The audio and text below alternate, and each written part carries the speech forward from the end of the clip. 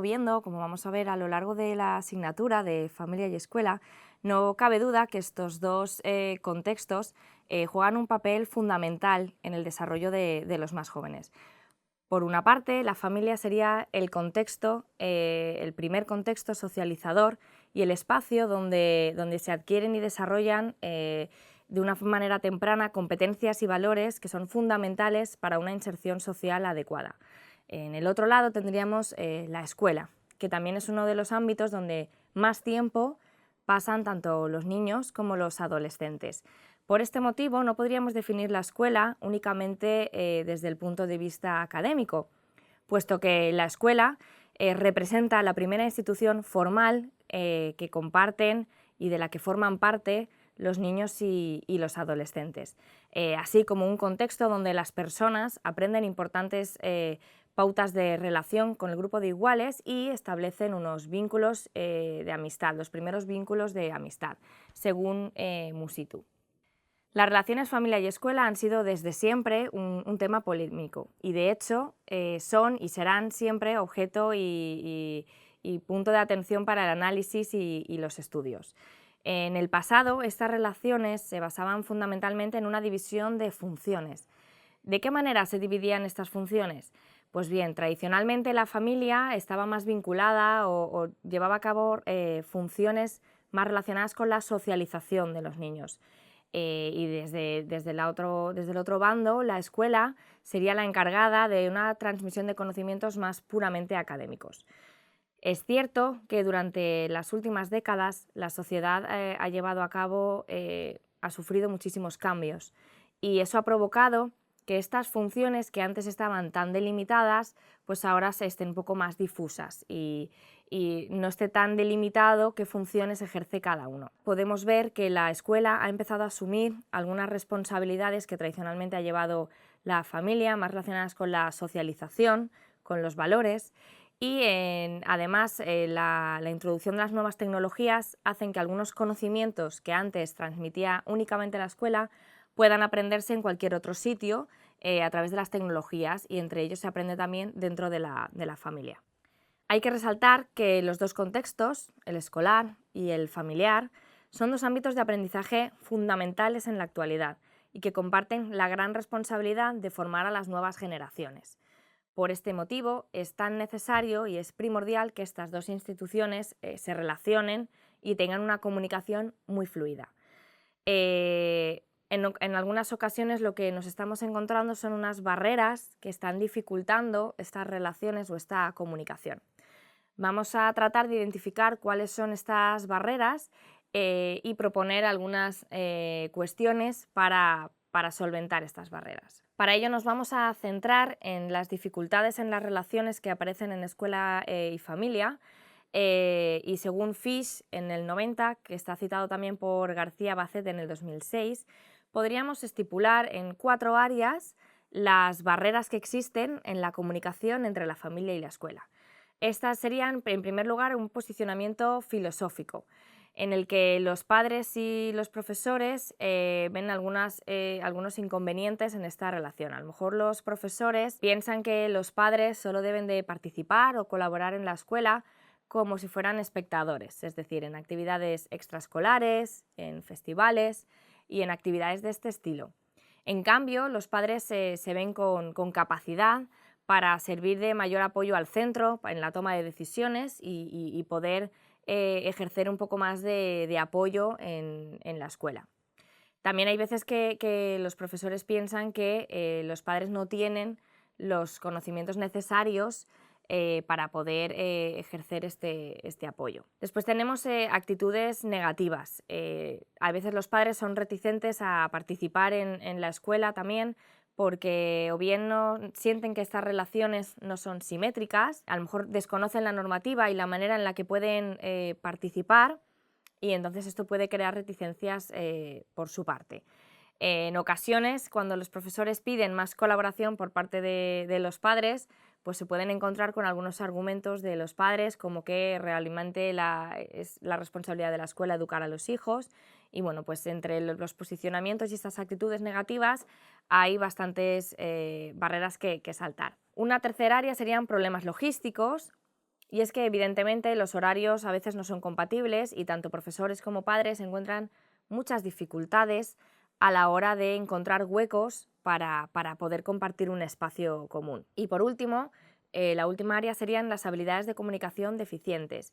En ocasiones, tanto padres como profesores pueden tener deficiencias en las habilidades comunicativas, provocando que les cueste mucho ponerse en el lugar del otro, llegar a acuerdos, llegar a entendimiento, y esta sería la última barrera que sería necesario solventar. ¿Qué podríamos hacer para eliminar estas barreras? En primer lugar, los padres deberían considerar al centro, a la escuela, una fuente de ayuda que complementa la formación de sus hijos y no como algo que les está sustituyendo. Por otro lado, los profesores y la escuela deberían aceptar que sus conocimientos en educación se pueden complementar con todo lo que puede aportar la familia. La familia además puede servir como recurso de apoyo humano a la hora de realizar actividades y sirve también como una ayuda y un apoyo externo al centro y a los profesores. La participación de las familias en la escuela va a reportar beneficios para todos los agentes implicados en el proceso educativo.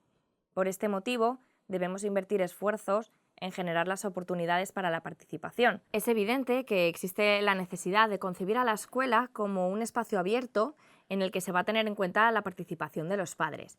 Y tenemos que tener claro que esta participación de los padres se puede llevar a cabo desde diferentes vías y desde diferentes maneras, intentando introducir siempre pues, a la familia en las diferentes actividades que se lleven a cabo desde el centro. Vamos a mostrar a continuación algunas de estas actividades.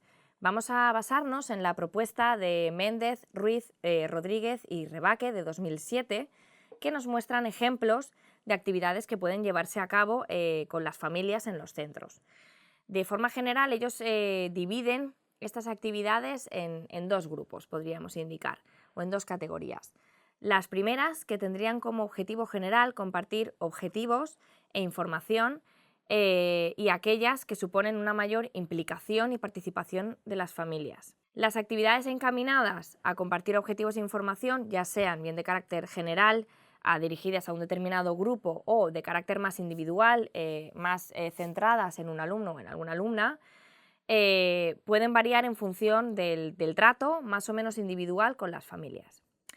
Con esta finalidad encontramos actividades realizadas con frecuencia por los centros y a la vez de gran relevancia para los fines que estamos persiguiendo, como son las reuniones con los padres, con el objetivo, por ejemplo, de compartir información de carácter general, o las entrevistas para intercambiar información con alguna familia en concreto, para solventar algún conflicto o simplemente para hacer unas reuniones más de seguimiento sobre el proceso de aprendizaje del alumno. En la siguiente imagen podemos ver esta división de actividades, estas dos categorías que nos indican los autores.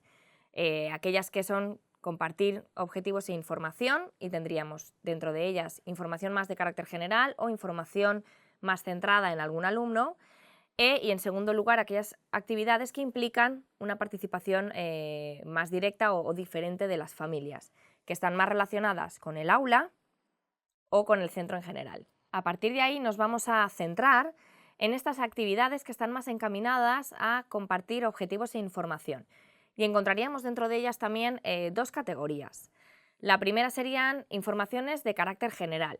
¿A qué nos podemos estar refiriendo a este tipo de informaciones? Pues serían reuniones en general con familiares, carteles, informaciones escritas, cartas, circulares, el periódico, si existe periódico en el centro escolar, o la página web. Tenemos que tener en cuenta que aquí sería una información mucho más general y que el público destinado sería todas las familias o lo relacionado con el centro escolar. Si nos centramos en la segunda categoría, que sería intercambio de información sobre algún alumno o alumna, esto sería mucho más concreto. Podríamos hablar de los encuentros cotidianos breves en la entrada y en la salida del aula, en el caso de que se produzca. Trabajos que realizan los niños o los adolescentes dentro o fuera del aula, las notas informativas relacionadas con el niño, como pueden ser pues, cuestionarios, informes de evaluación y entrevistas.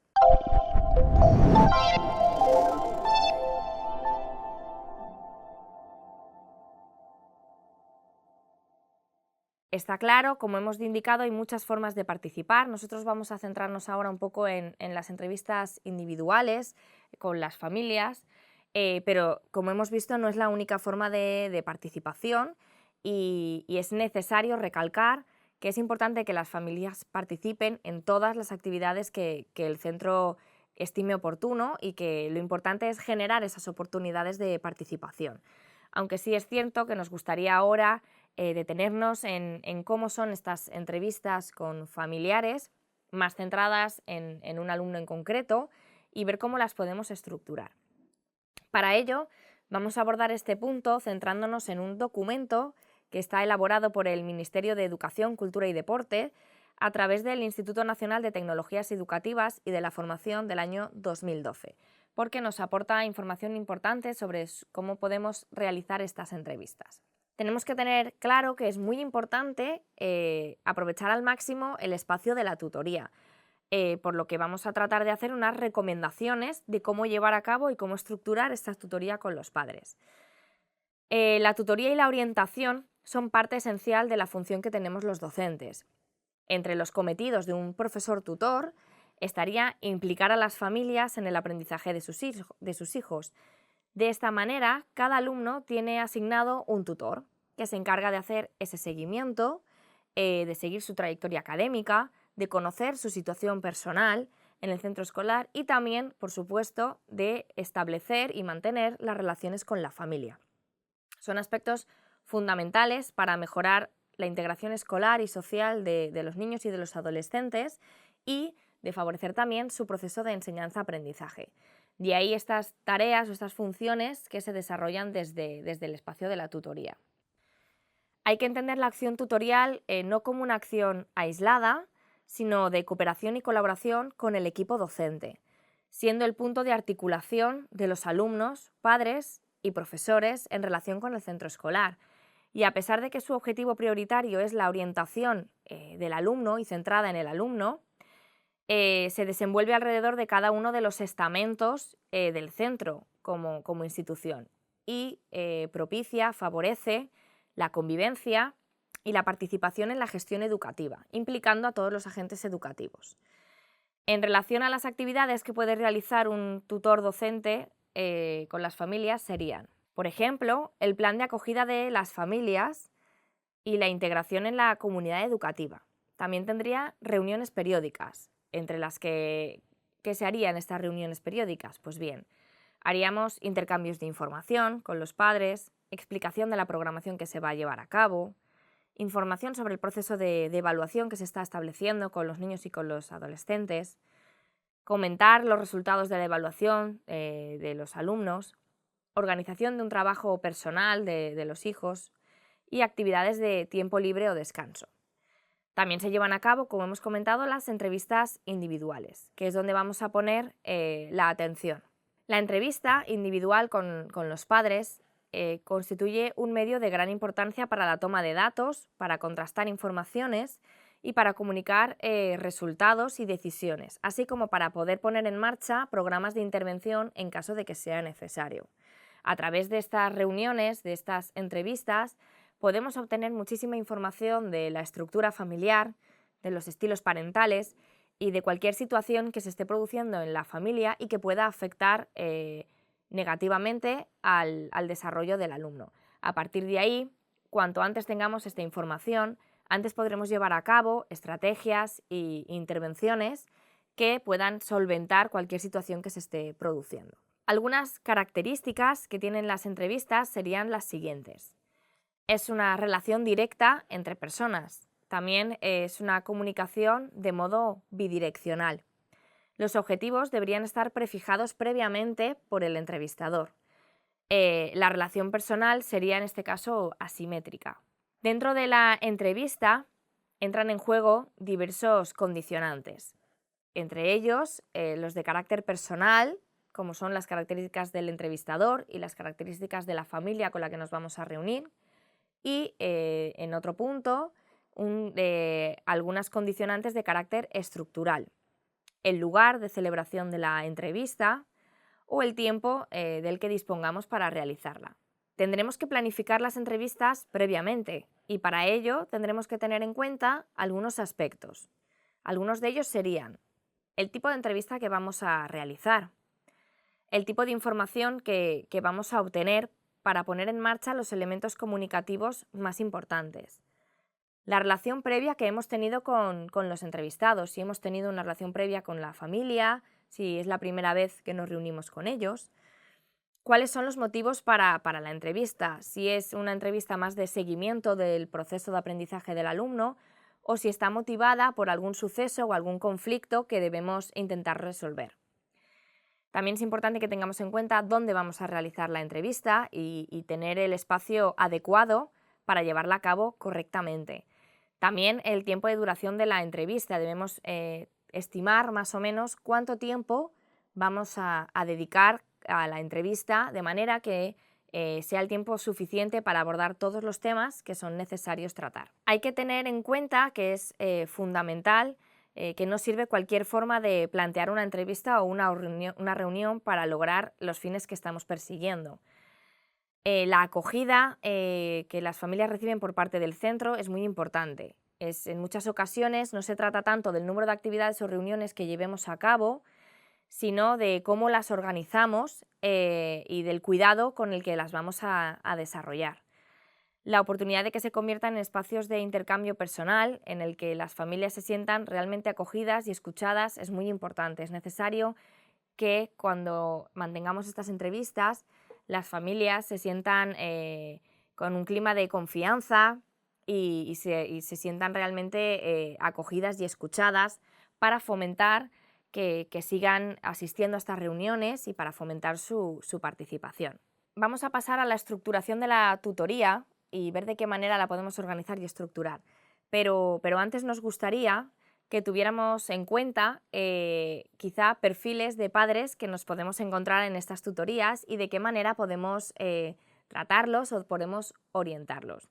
Para ello nos gustaría utilizar una clasificación que realiza la autora Natalie Swartz en el 2008 y que un poco ella establece los tipos de padres que nos podemos encontrar en estas entrevistas y un poco nos da su punto de vista o su recomendación para cómo orientarles. El primer perfil que ella destaca serían los padres hiperimplicados, que podemos identificar como padres que pueden agobiar a lo mejor con correos electrónicos, con llamadas al centro y con intentar establecer muchas visitas con el tutor.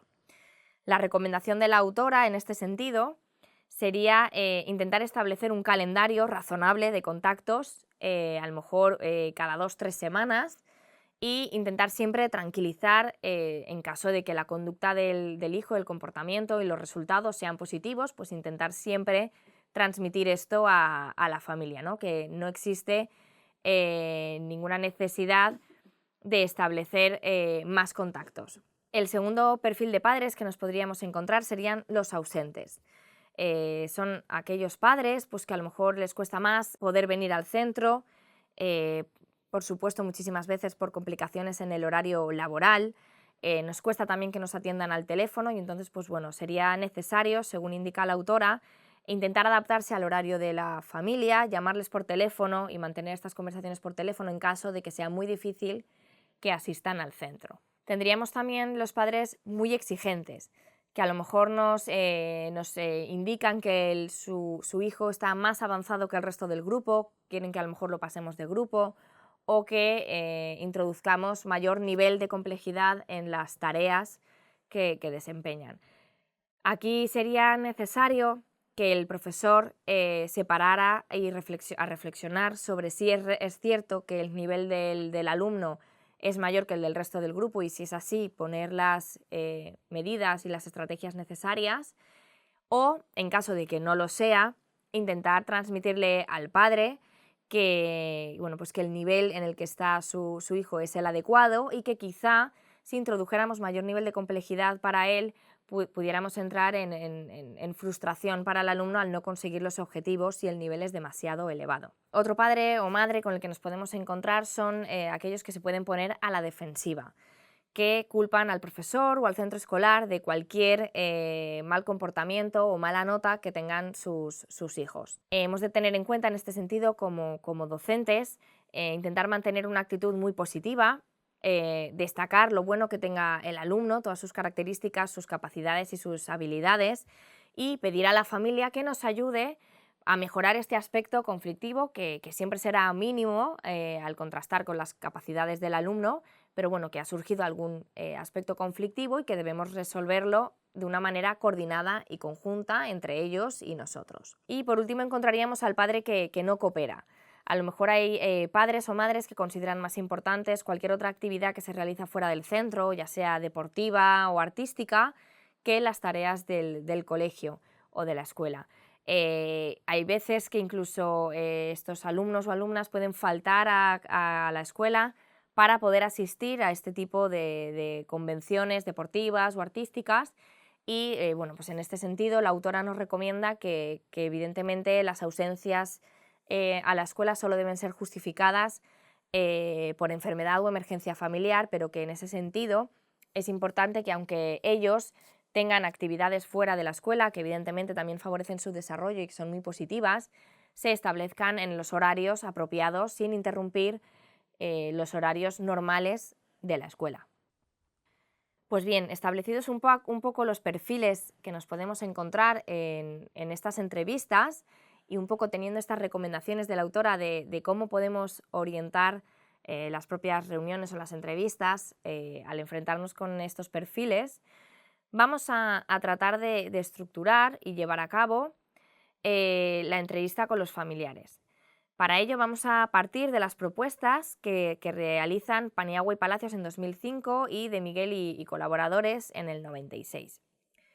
Ellos tratan de indicarnos unas sugerencias para realizar estas entrevistas con las familias.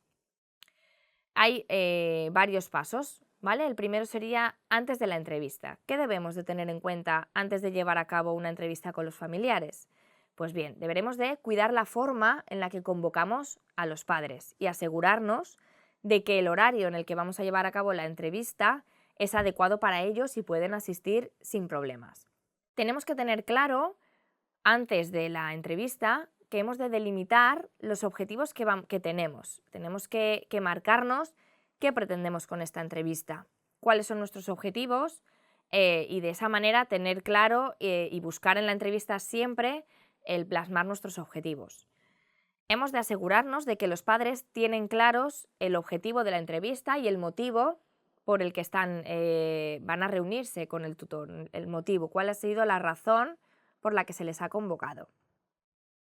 Hay que preparar bien la entrevista, recopilar toda la información necesaria, buscar un espacio adecuado, que sea correcto, y reservar el tiempo suficiente, como hemos indicado antes, para que nos dé tiempo a abordar todos los temas que tenemos previstos.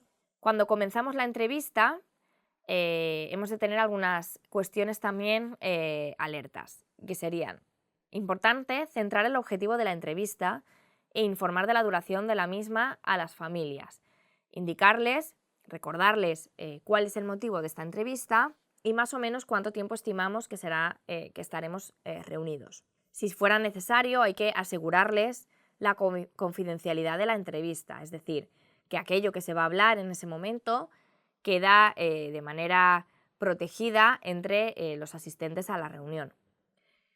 Hay que hacer explícita la finalidad última, haciendo hincapié en la colaboración y ayuda mutua.